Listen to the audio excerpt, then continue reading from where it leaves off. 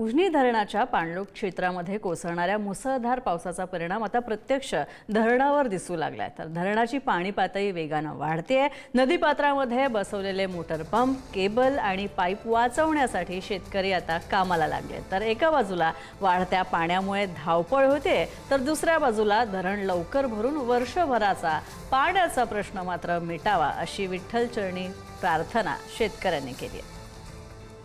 पुणे शहराच्या ठिकाणी होत असलेल्या मुसळधार पावसामुळे उजनी धरणामध्ये पाण्याची पातळी झपाट्याने वाढू लागली आहे। तर आता आपण पाहू शकता की उजनीच्या पट्ट्यामध्ये शेतकऱ्यांची लगबग चालू झाली आहे।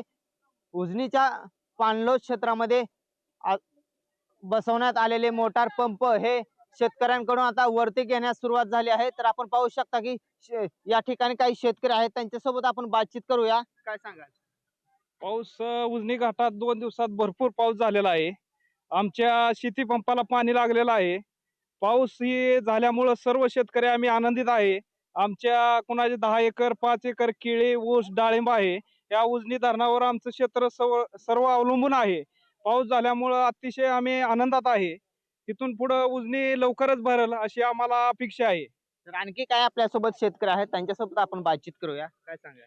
अतिशय आनंद होत आहे। गेल्या महिन्यामध्ये फक्त 6 तास लाईट होती, 6 तास बी कमी झाली असती। ह्या 5-6 दिवसात पुणे जिल्ह्यात पाऊस झाल्यामुळे इंद्रायणी पवना नद्यावरनं भरून आलेले आहे, त्याच्यामुळं पाणी भरपूर वाढत आहे। आम्हाला इतका आनंद होत आहे की आमचा वर्षभराचा जी उदरनिर्वाह आहे ह्या उजनी धरणावरच आहे। त्याच्यामुळं लवकरात लवकर धरण भरावे अशी विठ्ठलाला मी साकडं घालत आहे आणि आनंद होत आहे। मोटर पंप वरती घ्यायची आता तुमची लगबग हो. चालू आहे। काय सांगा याबद्दल? मोटर पंप हे अचानक रात्रीत पाणी वाढल्यामुळं ही वर घ्यावं लागतंय।